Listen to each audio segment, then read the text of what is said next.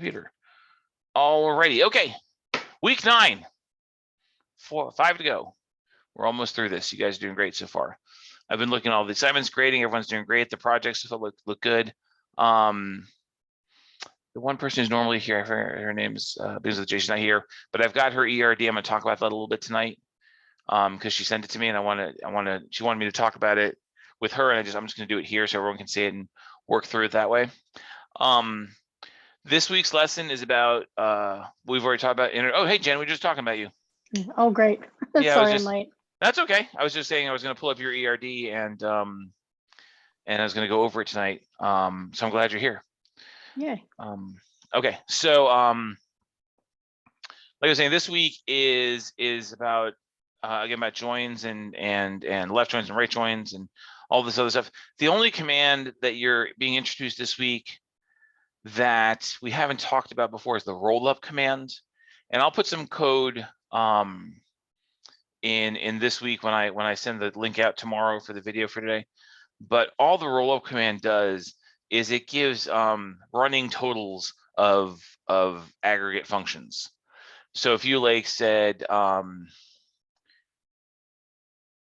like show me the counts by month or something in an orders database, it'll give you like you want the counts of the entire year, but listed by month. It would like it's hard to explain. It's a really weird command. It just gives you running totals on things. So once you see the code, you'll know what it does. It'll make perfect sense. And then you'll never use it again because no one ever actually uses the roll-up command. I've been doing this 15 years or so, and I've never seen anyone actually put that in a piece of code that wasn't in a class. So there you go. Let's go ahead and talk about this one test question here. Let me get that brought up here. Where is my, oh, there's your screen. And I want to share, where are you? This, let's just share the screen itself. Share, okay. So these are the test questions in question. You notice how they're the exact same thing. Select distinct film ID is left ID, film ID is right ID from title with a natural join on film ID. And here is the same thing, just without the on clause. Okay, the same question without the clause. And they have the same set of results here, right? And it says, does this query yield this result? Yes, this query yields this result. This query does not yield this result. Because it actually gives you like 6 or 7 of these or 5 of these. So it's not, it's because the natural join is kind of like some kind of weird hybrid between a inner join and a left join. So it's not it's like, remember like we talked about the cross joins? The cross joins were these cardinal things that return everything matched up to each other and stuff. That's kind of what a natural join does, but it's a little less invasive. And when you don't give a natural join an on clause to figure out what to do, it just kind of makes its own stuff up. And just kind of does what it feels like doing. So so this is supposed to be false, but it's marked true as the correct answer. So so this is one of those questions that I go through and give everyone credit for. So if you're watching this video or with me right now, when you see this question that looks like this, mark it true, even though we all know it's false. Or I'll go back and fix it and give you the points for it anyway. So that's the thing with that. Again, natural joins are something that are never ever actually used. It's cool to talk about. It's a fun trick to know, but if you ever database develop in the real world, it's inner joins, left joins, and right joins. No one ever does natural joins, and no one ever does cross joins. So again, this is just all textbook stuff that we like to talk about. Okay. Okay. So does anyone have any questions on this week's assignments or last week's assignments or any coding questions or anything before I jump into ERD discussions.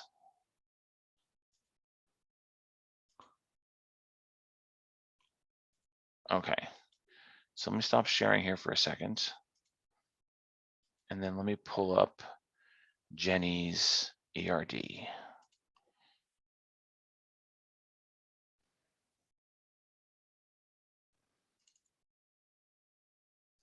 Let me find Jenny's ERD. I think this is, oh yeah, this is, okay. Let me make sure I'm right.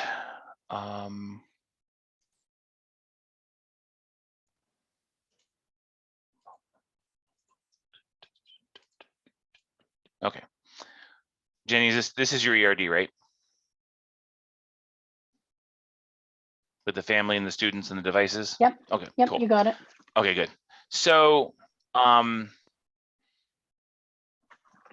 me put this out to you guys first. So now, Jenny, did you watch the video I sent you about this? Yep. Yep. Okay, did it make sense? Yeah, it did. Okay. Yep. So let me put this out to you guys. So looking at this ERD, what are your thoughts? Is there some normalization that can go on? What do you think? Let me pull this stuff up here.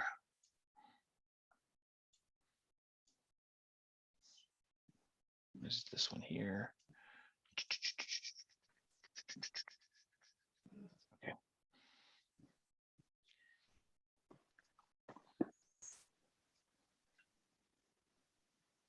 Okay, there we are. I'm too far away from the screen. I put my glasses back on. Where'd my glasses go? Hey there. So did anyone see anything here that we could like optimize? Any many-to-many relationships that we're seeing that we need to alter?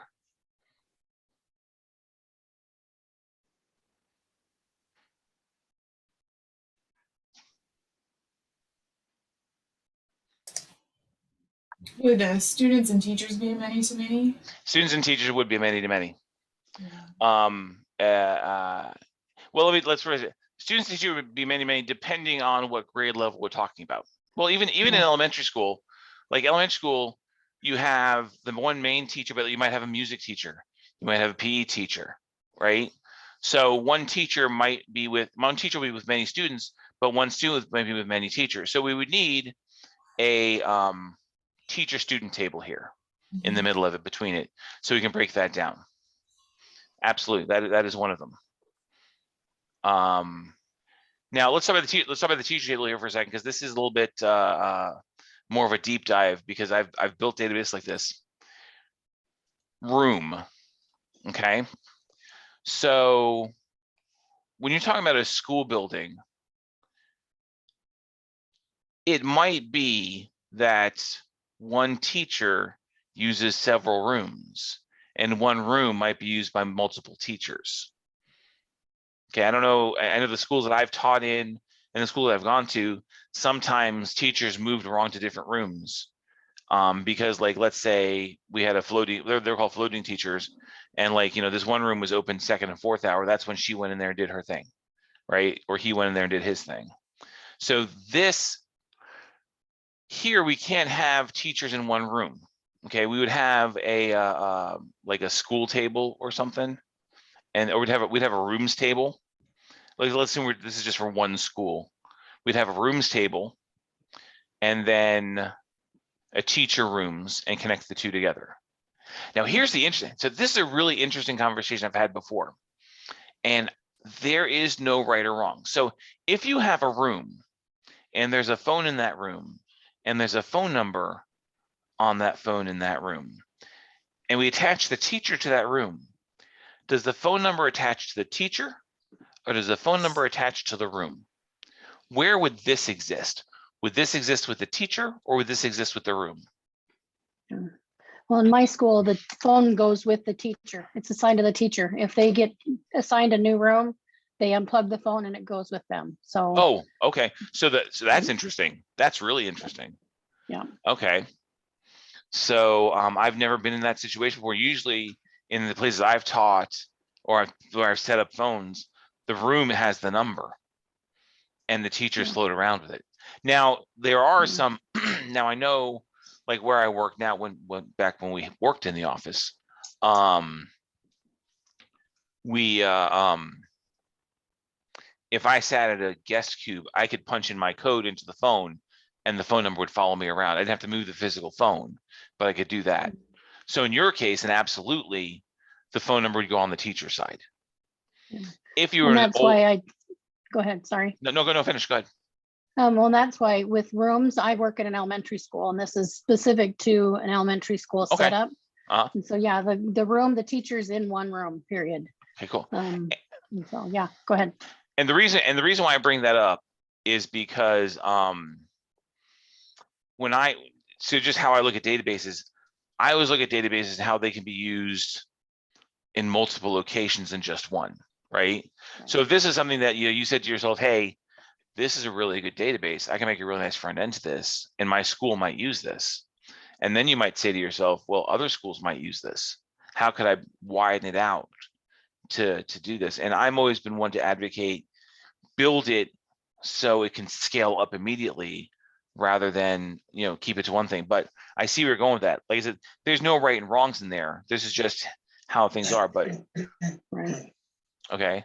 So and then teachers do tie the grades. So teacher to grade is a 1-to-1. There is some instances where, like, I know in my son's school, his teacher is listed as a 4th and 5th grade teacher because she teaches the gifted program across 2 levels. So that's a one-off. But she might just be listed as 1. But I think in terms of elementary school, this is absolutely the case. If we're looking at high school, we probably would have a grades and a teacher table because you might teach 9th grade math and 10th grade math. Okay. So there's that. Right. So there's good. So that's good. So definitely teacher students table. Now, the other one I was looking at was this family table. Does anyone think, how does this family table look to here? Are there any, how would you, is this work for you, or we want to play around with a little bit here?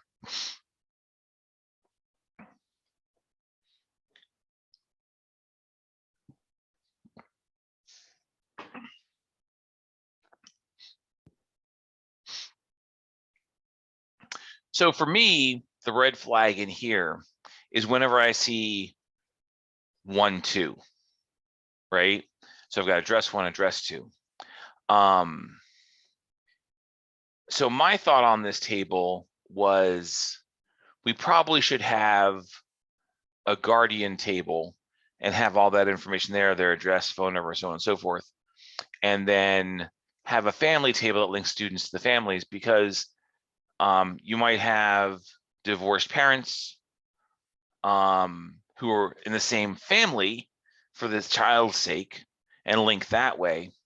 And there are 2 separate addresses. And then if you've got remarried parents, there's 4 guardians in those tables. So you kind of want to build that out a little bit more. And then the family would just be like, the family ID and the family name. And all this other information would go on the individual people over here. That's one thought on how to do that. And then you have like family guardians and just have all that linked up over here. But whenever you see a table that's got like fam 1, guardian 1, email 1, then guardian 2, email 2, you say to yourself, well, what if there's a third? What if there's a grandparent involved? What if there's, something like that? So we want to make sure that we have that flexibility there. So there's that. Family ID, family. Devices is also an interesting one. So now I know in your school, maybe the students only get 1 device, but there might be schools where multiple devices are handed out. Maybe they get a tablet and they get a calculator or something like that. So we might want to consider a student devices table and kind of connect them that way. So now I had asked you in the video, and I got you here. What is this expenses, vendors, accounts allocation thing? How is that? How does this tie into grade and school year and everything? Well, this is, yeah, again, I'm customizing for what I need in Sure. my job at the school. Mhm. And so, yes, it seems random, but however, expenses that are spent, all the supplies and things that a teacher buys for their grade. Mhm. And so, Okay. grade level gets a certain allocation for a school year. Mhm. And then they spend or have expenses against those allocations for the school year. Okay. And so I frequently need to run reports that show me, everything that they've purchased. I need to be able to enter all that in and give them a receipt or a monthly report showing Right. what they've spent, their allocation, and what's the remainder of their allocation for the rest of the school year. And Okay. so I'm Okay. just building into, kind of a one-stop shop, Okay. going off the grade and teacher, it's already there rather than create a whole nother database structure Mhm. and duplicating some of the information that I've already got going here, since it's custom to what I do in my job. So Now with that information, this makes perfect sense. That's what I was missing. I was Yeah. missing the background of it. So I Yeah. like how then I like how you did, you got the grade level and then the allocations per grade level. And this is the total amount that they get for the year, Yes. right? And then the grade level and the school year. So every grade gets a specific amount. Yes. Yep. Is that broken down per teacher? Or is that just for the grade level? For the grade level. Okay, good. I like that. Mhm. And the accounts ID, what is this? What is the Account is the accounting budgets, the budget accounts that the expenses go against. okay. Okay. Some people would argue that the school year table is excessive, but I don't think it is. I think it's perfect because I think in terms of front end, and I Mhm. want a drop down menu for school years. I don't Yep. want people typing in 2022 and typing in 22-22. Yeah, that was my logic there. Brilliant. I love that. Okay, good. Expenses, and I like this. And you have a built-in test case here.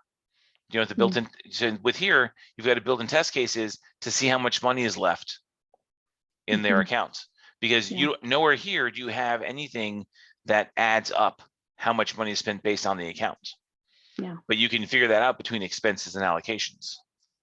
Yep. So that's you can write, so like how much is left per account for this school year, who didn't spend all their money last year, who overspent last year. You got some really great test cases to here. Yeah. So with just those few changes here, like, I mean, the family table, I think that is, I think this needs to be normalized a little more. This really kind of follows, but this here with the rooms, that makes perfect sense because in your school, that's fine. But if this works out really well and someone likes it, you could easily expand this out to have a larger footprint on this. Right. Put in the linking tables and stuff. Mhm, I've absolutely. added the linking tables for the devices. Mhm, Because yeah. our students get one device and one device only, unless they break it. Yeah. At which point I deactivate a device and assign a new one, and having that linking table will allow me to track, Historically. if a student gets, 5 devices, we've got an issue with their device behavior, right? So Absolutely. yeah, so I've added that. And you bring out a great point. Sometimes these linking tables, all they're there for is historic information. How many devices has the student have? And not only the cases for broken stuff, but like, what if they, like, let's say every year they turn the device back in and, in going through the device, you find something questionable or something like there are any number of things that could be there that might be like harm to the student, harm to people, and you have to go back and see whose device it was. Yeah. And you can quickly go in here and say who owned device number 16, and it'll pull it up real quick and you'll know, right? So historic information is great, but so that one's good. But yeah, this is good, solid. This is something that it absolutely, I think once you've done it and if you make a front end for it, something you could absolutely turn around and manufacture somewhere else. I'd rather sell out to other people, but yeah, I think this is solid. Cool. Yeah, I've got my front end mock-up done too. So now I want to start working on making that work. Oh, the front end, yeah. Yeah. But anyway, so thank you for No problem. your feedback and insight on that. I'm gonna work on finishing that up. So. Perfect. And it's all, when I say things, I've been doing this a long time, but I am no means an expert. When you pointed out, well, this is the way the school works. Well, absolutely. I look at things at a more wider footprint, you're looking for something very specific, which is just as valid. So, No, good work, that's really great. good work. Thank you. Kate, Shonda, how are you doing your ERDs? Any questions? No, I haven't been able to really work on it in the last week. I have been adding stuff to the tables, which is tedious. Uh-huh. No, I mean, I'm guessing just because we're learning that there must be a better way, There isn't. That's why we but hire people at like, $12 an hour to just sit there and do this all day. oh gosh. Well, yeah, so I'm just trying to get data in there so that I can start figuring out what I want my test cases to be and stuff. Yeah, and sure. try Sure. and- I mean, what you can do is when you write those insert statements, just write the one and copy and paste it 12 times, and then like change the name, like, Bob, Yeah. Bill, Joe, John. They can all have the same last name. Who cares? You know? Oh, okay. So it doesn't Yeah. need to be. Oh, okay. Yeah. Yeah, because I'm going and doing like research and finding like. I don't Oh, know. heavens no. No, no one. I am not going to. I mean, if you do that, great. But I'm just like, I'm not going to verify anything. I'm just going to see, like, she said this query does this. Oh, look, that's what should be. Okay, I get that. I want to see everyone over the age of 55 who spent the weekend in Tanzania in July. There it is. Okay, there you go. I don't care if their all names are all the same. Oh, okay. I get the results. Yeah. So don't kill yourself putting the data in. Okay, that's good. So I'll be able to hurry up and get it Yeah, done. that's fine. Budget a little. That's fine. The longest part is inserting the data. So just do it as easy as you can. Okay. That's fine. Okay. Gade, you doing good? I hope so. Okay. No, I just gotta start. I gotta reverse engineer my ERD and start putting data into it. So that's what I'm gonna start doing this week. Okay. I think that's good. Let me see them see them real quick before I say that you can do it. I think. No, you can't. Okay. You can't do it here, which is a shame. Oh, you can. Okay, let me show you this real quick. I don't know if you guys saw this or not. Let me share this out real quick. Share screen. Yeah, do that. Yep. So when you got your table here and you right click it and you go here to SQL editor, you indent insert statement. It writes the insert statement for you. Just plug in the values. Wait, do that again. So you go here to table. Uh-huh. You go to SQL editor and there's insert statement. There's update statement, delete statement, create statement. So I can go here to do update statement and just here's the update statement. Oh, I love it. I wish I knew that 2 weeks ago. Yeah, sorry, I forgot to mention that. But now everything else is easier. Yeah. And this is one of those things where like it's important to like just kind of like explore this stuff and see what this stuff does. But yeah, so you got like here's your export wizard that exports the data into like whatever you want it to do. But yeah, this can help because now you just got this part here. So all you gotta do is this is all there for you. You just gotta change this stuff. What's in the little bracket things, and so put your values there. So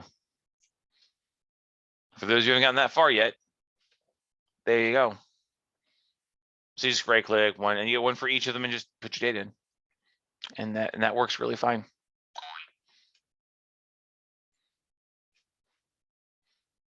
So that's fun stuff. Jenny, you're talking, but you're on mute. I thought I clicked it. How much data do you want in the tables? Like three to 5 lines of data, just enough so when you get a result from your and what I suggest is if you haven't written your test cases yet, write the test cases before you put the data in. That way, when you're inputting the data, say I need data that will come back out for this test case.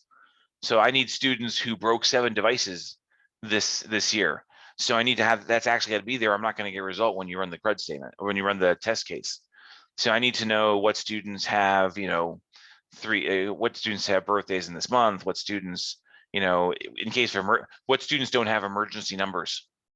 I can bring that up and bring a report up. So make sure that data is there for that. And then do your insert statements. That way, that way you have the data there so it'll prove your statements. rather than like put all your data there and then write, oh wait, I gotta put add data here because I didn't prove this yet. So How many test cases would you like? I think I said 8 to 10. I'll have to double check whatever the assignment is. I have found that, well, it's for me and former students who've done this. Once you start rolling on the test cases, you can kind of go out of hand because you're all of a sudden like, ooh, maybe I can find out this. Ooh, what if I want to find this? Like, who rented Godzilla on June 24th and paid $6 just out of curiosity? And they also were born in Montana. Who was it? Oh, it was you. You know, it's kind of fun to find this day. When you start figuring out these test cases, you can go a little crazy with them. But like, yeah, let's say between 6 and 8. I think that's fair. Okay. Yeah. That's the fun of a custom database, is you can do that. You can go crazy with all your, Yeah. data. Oh, that's why I keep saying if I ever had the opportunity to sit in front of the church's database and write queries off of it, I would just like, I would just like want to know so many things. Just crazy stuff. Even the genealogy database. Just like, I want to like so many just queries. My head would blow up with all the queries I could possibly write.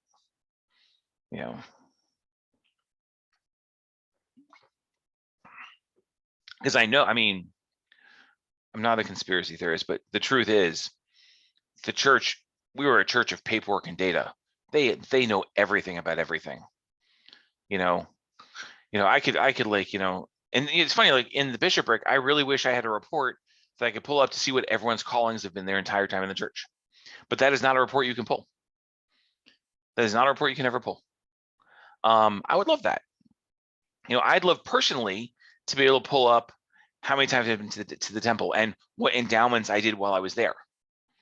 That's all in the temple. It's all in their databases, but I can't pull that stuff up. For whatever reason, I don't know. I think it's because they don't want people to think they're watching, like, hey, Don, you didn't go to the temple last month. We pulled up the report. You need to go, but they know how many people are coming through and stuff like that. And, usage and stuff like that. It's just data is just so fascinating. I'm just weird that way. But yeah, so so build it, write the test cases first, then put your data in, and then prove your test case, make sure everything's there. Because like I said, when I do your stuff, I'm going to run the queries to build your tables. Then I'm going to fill them up and then run your test cases to make sure everything works. And then I'll make some comments on it, and I'll grade it and send it on the way. So yeah, that's it. And then I'll watch your video presentation, your PowerPoint presentation, and your crayon mock-up on how you do your front end, or Etch-a-Sketch, or whatever you want to do. Color forms, MS Paint. It's all good. This isn't a coding or development class. This is a database class. All right. Any other questions, thoughts, comments? All right. Yeah, I've seen you guys every week for the last 9 weeks. You guys are doing really great, and everyone who's watching, hopefully the 5 or 6 people that watch, you're doing great too. It's funny how like I have all these videos out there, and then people ask me about what was in the video. I'm like, did you watch the video? Like, no. I'm like, well, why don't you watch the video and then ask me? And they'll watch the video. Oh, it was all there. Yeah, it's crazy how that works. So, all right. Keep letting me know if there's any problems with the quizzes. I'll be fixing those as we go along. There are a lot of weird questions in there. But other than that, you guys are doing great. If you got nothing else, we'll go ahead and call it a night. Thank you. Great, thanks for Okay, your you're help. welcome. No problem. Anytime. Talk to you guys soon.